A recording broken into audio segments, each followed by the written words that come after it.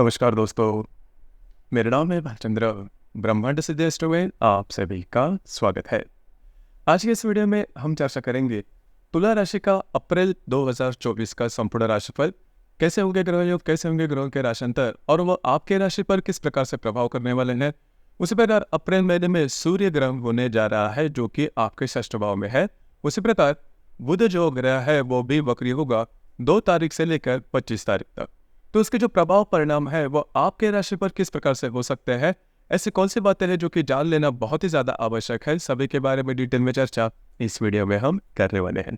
अपना जो चैनल है ब्रह्मांड सिद्धि एस्ट्रो, इस चैनल पर मेष राशि से लेकर मीन राशि तक की जो सभी 12 राशियां हैं, इन सभी 12 राशियों का अप्रैल 2024 का राशिफल क्या होगा, इस विषय पर वीडियो अपलोड हो रहे हैं। आप उसका आनंद जरूर लीजिए। तो आज के इस वीडियो में हम चर्चा करेंगे तुला राशि के बारे में। सबसे पहले हम चर्चा करेंगे कि आपका जो स्वास्थ्य है, शारीरिक या फिर मानसिक, वो किस प्रकार का होगा। जैसे कि आपके राशि का जो स्वामी है शुक्र, जो कि आपके षष्ठ भाव में भ्रमण कर रहा है, दिनांक 25 तारीख के बाद यह जो शुक्र है वो आपके सप्तम भाव में भ्रमण करेगा। उसी प्रकार आपके षष्ठ भाव में जो रवि और राहु की युति या फिर ग्रहण भी होने जा रहा है। बुध जो है वो भी वक्री होकर आ जाएगा, नेपच्यून है, मंगल है। तो ये जो सभी ग्रह है वो आपके षष्ठ भाव में भ्रमण करने जा रहे हैं। उसी प्रकार आपके राशि का जो अष्टवश है वो भी शुक्र है जो कि आपके षष्ठ भाव में भ्रमण करने जा रहा है, या फिर करीबन 24 तारीख तक वो आपके षष्ठ भाव में भ्रमण करेगा। तो यह जो तीनों ग्रह या फिर 2 ग्रह है, सभी के बारे में अगर देखा जाए तो यह जो महीना है आपके लिए इतना नॉर्मल नहीं रहेगा। मानसिक शारीरिक जो प्रॉब्लम कॉम्प्लिकेशंस है वो इस महीने में आने की संभावना बहुत ही ज्यादा बन रही है। उसी प्रकार आपको खुद पर संयम रखना ज्यादा आवश्यक होगा। हालांकि आपकी जो राशि है वो बैलेंस रखने वाली राशि है किसी भी क्षेत्र में, लेकिन इस महीने में जो बैलेंस है वो थोड़ा डावाडोल हो सकता है। आपको स्ट्रेस टेंशन ज्यादा आ सकता है। उसी प्रकार आपके स्वास्थ्य से रिलेटेड भी प्रॉब्लम कॉम्प्लिकेशन आपको ज्यादा आ सकते हैं। जहाँ पर आप काम करते हो, नौकरी करते हो या फिर व्यवसाय करते हो, वहां पर के जो लोग होंगे उनसे भी जो ऑफिस पॉलिटिक्स जैसी बातें वो होने की संभावना काफी ज्यादा बनती है। उसी प्रकार ट्रस्ट करते समय भी आपको पूरी तरह से ध्यान देना होगा। किसी भी प्रकार के निर्णय, चाहे किसी भी क्षेत्र से रिलेटेड क्यों ना हो, इस महीने में बिल्कुल भी नहीं लेना। और खास करके अगर आप किसी व्याधि से पीड़ित है तो उसके जो लक्षण है वो इस महीने में आपको दिखाई दे सकते हैं। तुरंत उस पर काम करना ज्यादा आवश्यक है। तो स्वास्थ्य से रिलेटेड, मानसिक या फिर स्वास्थ्य से रिलेटेड ये जो महीना है वो आपके लिए अशुभ फलदायी होगा। आपको इसके बारे में जानकारी रखना बहुत ही ज्यादा आवश्यक है। उसके बाद हम चर्चा करेंगे कि आपका जो स्तर है, आर्थिक स्तर, वो किस प्रकार का होगा। जैसे कि आपके राशि का जो धनेश है मंगल, जो कि आपके पंचम भाव में भ्रमण कर रहा है। 24 तारीख के बाद ये मंगल आपके षष्ठ भाव में भ्रमण करेगा। पंचमेश जो शनि है वो आपके पंचम भाव में ही भ्रमण कर रहा है, जो कि बहुत ही महत्वपूर्ण बात है, क्योंकि जो शनि है वो आपके राशि का राजयोग कारक ग्रह है। वो चतुर्थेश पंचमेश है जो कि पंचम भाव में स्वयं के राशि में भ्रमण कर रहा है। जो अष्टमेश शुक्र है वो आपके षष्ठ भाव में भ्रमण कर रहा है। 25 तारीख के बाद वो आपके सप्तम भाव में भ्रमण करेगा। और जो लाभेश रवि है वो आपके षष्ठ भाव में भ्रमण कर रहा है और दिनांक 15 तारीख के बाद ये आपके सप्तम भाव में भ्रमण करेगा। अब ये जो लाभेश रवि है वो ग्रहण में भी जाने वाला है। तो इस महीने में अगर देखा जाए तो जो आपका जो आर्थिक स्तर है उसमें बहुत बड़ी दिक्कतें नहीं आएगी, जो कि काफी अच्छी बात होगी। लेकिन इस महीने के अंत में आपको आपकी जो स्पेंडिंग रहेंगे उस पर थोड़ा सा ध्यान देना होगा। अनवांटेड स्पेंडिंग होने की संभावना बहुत ही ज्यादा बन रहा है। आपके खर्चे रहे वो बढ़ सकते हैं। वैसे भी देखा जाए तो आपकी जो राशि है थोड़ी सी लग्जरी में जीने वाली राशि है। लैविश लाइफस्टाइल की तरफ आपका जो अट्रैक्शन है वो थोड़ा ज्यादा दिखाई देता है। तो यह जो बात है, सिर्फ आपको करना यही है कि आपके जो भी खर्चे हैं उस पर थोड़ा सा कंट्रोल करना, नियंत्रण करना ज्यादा आवश्यक होगा। ये बात जान लीजिए। उसी प्रकार इन्वेस्टमेंट करते समय भी आपको बहुत ही ज्यादा ध्यान देना होगा। तो ये जो बातें है, थोड़ा सा मिला जुला असर आर्थिक स्तर पर देखा जाएगा। उसी प्रकार घर का जो मामला है, मतलब फैमिली हैप्पीनेस जिसे हम कहते हैं, उसके मामले में अगर देखा जाए तो जो चतुर्थेश है आपका शनि जो आपके पंचम भाव में भ्रमण कर रहा है, तो इससे रिलेटेड कोई बड़ी प्रॉब्लम या फिर दिक्कतों का सामना करना नहीं पड़ेगा, जो कि काफी अच्छी बात है। उसी प्रकार अगर आप शेयर मार्केट में ट्रेड करते हो तो इस महीने में मंगल शनि की जो युति है वो करीब 10 तारीख को होने जा रही है।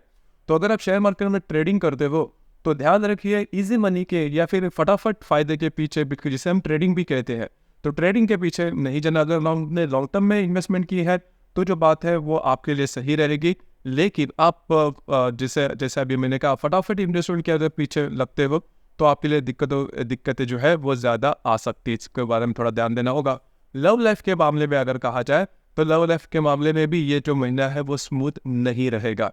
आप जिनके भी रिलेशनशिप में होंगे उनके साथ छोटी मोटी बातों को लेकर तकरार होना या फिर कॉम्प्लिकेशन बढ़ना, इस प्रकार के अनुभव आ सकते हैं।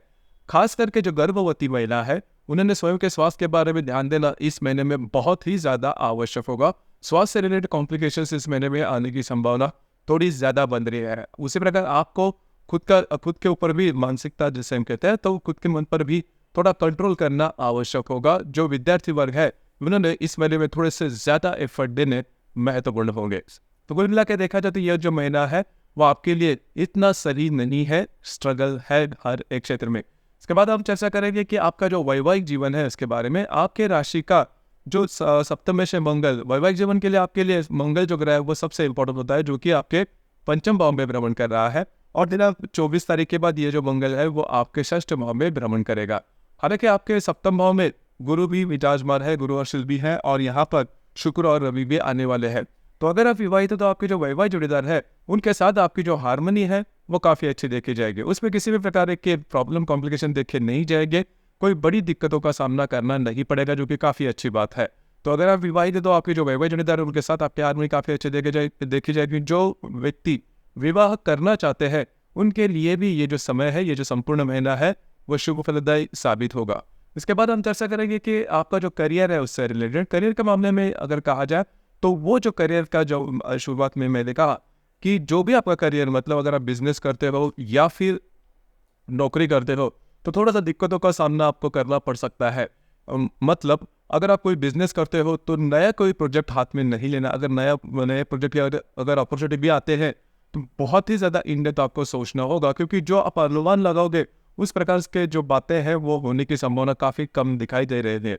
उसी प्रकार जो नौकरी करते हैं उनके लिए जॉब स्विच नहीं करना। उसी प्रकार अगर आपको नई जहाँ पर आप काम करते हो वहाँ पर के जो लोग होंगे, सहकर्मी होंगे, उन पर भरोसा करते समय थोड़ा सा एक काउंटर थोड़ा सा विचार करना ज़्यादा आवश्यक होगा। इसके बाद आप मोटे तौर पर अगर देखा जाए तो आप देख सकते हो कि षष्ठ भाव में काफ़ी सारे ग्रह आ चुके हैं। तो षष्ठ जो भाव होता है वो अशुभ भाव होता है, रोग शत्रु का कारक होता है।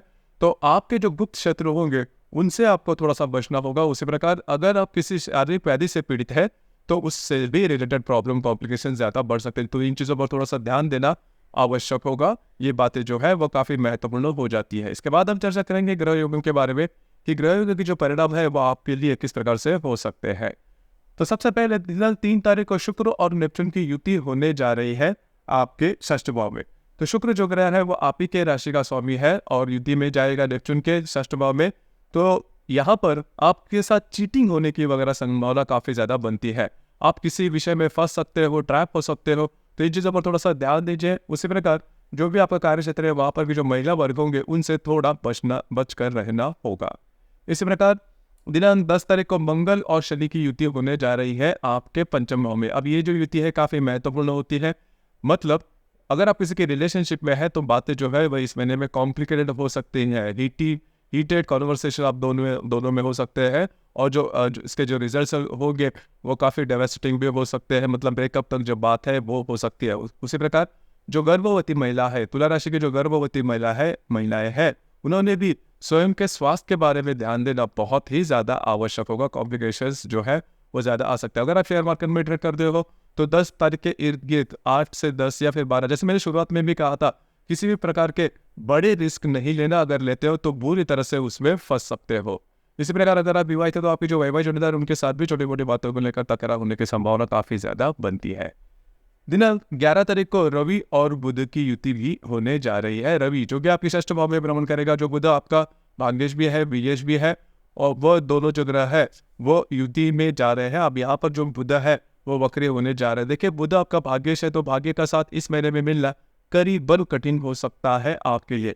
तो रवि बुध की युति जो कि आपके सप्तम भाव में, षष्ठ भाव में भ्रमण करेगी, वो आपके लिए स्वास्थ्य से रिलेटेड प्रॉब्लम ले सकती है। अगर आप पब्लिक फिगर हो तो आपके इमेज को धक्का लगने जैसे जो बातें हैं वो होने की संभावना थोड़ी ज़्यादा बढ़ रही है। तो इन चीज़ों पर थोड़ा सा ध्यान देना आवश्यक होगा। इसी प्रकार दिनांक 19 तारीख को मंगल का जो लाभ योग है वो गुरु और शुक्र के साथ होने वाला है। मंगल जो कि आपके पंचम भाव में भ्रमण कर रहा है, उसके साथ आपके सप्तम भाव का जो गुरु हर्षण है वह लाभ योग करने जा रहा है। तो यहाँ पर अगर आप विवाहित हो तो आपकी जो वैवाहिक जोड़ीदार है उनके साथ जो हारमोनी है वो बहुत ही अच्छी देखी जाएगी। उसी प्रकार अगर आप किसी के रिलेशनशिप में है तो पैचअप वगैरह होना या फिर जो बातें हैं वो नॉर्मल होना, इस प्रकार के अनुभव आ सकते हैं। बुध और शुक्र की युति भी होने जा रही है आपके षष्ठ भाव में, तो यहाँ पर आपको स्वास्थ्य रिलेटेड जो प्रॉब्लम है वो आ सकते हैं। मैं बार बार वही कह रहा हूँ, और ग्रह योग है उसमें वो बातें दिखाई दे रही है। तो आपको इस महीने में स्वयं पर ज़्यादा कंट्रोल करना होगा। आपके जो स्वास्थ्य है मानसिक या फिर शारीरिक वो ज़्यादा आपके लिए कॉम्प्लिकेटेड हो सकते हैं। उसी प्रकार इस महीने की जो जैसे मैंने कहा कि जो ग्रहण है वो आपके षष्ठ भाव में होने जा रहा है दिनांक 9 तारीख को, तो करीबन दिनांक 8 तारीख को होने जा रहा है। तो 8 तारीख के इर्द गिर्द का जो समय है मतलब करीबन 6, 7, 8, 9, 10 इन तारीखों के दरम्यान आपको बहुत ही ज़्यादा चौकन्ना रहना होगा। उसी प्रकार इस महीने के जो हिंदू वर्ष शुरुआत है वो करीबन 9 तारीख को होने जा रही है। रामनवमी जो है वो 17 तारीख को है, और जो हनुमान जयंती है वो 25 तारीख को है, पूर्णिमा का दिन। ब्रह्मांड सिद्ध एस्ट्रो परिवार की ओर से आप सभी को इन तीन त्योहारों के साथ बहुत बहुत शुभकामनाएं। उसी प्रकार मैं फिर से वही बात आपके लिए कहना चाहूँगा कि आपके षष्ठ भाव में जो ग्रहण होने जा रहा है उससे आपको थोड़ा बचना होगा। किसी भी प्रकार के छोटे हो या बड़े निर्णय इस महीने में बिल्कुल भी नहीं लेना। खुद पर कंट्रोल करना ज़्यादा आवश्यक होगा।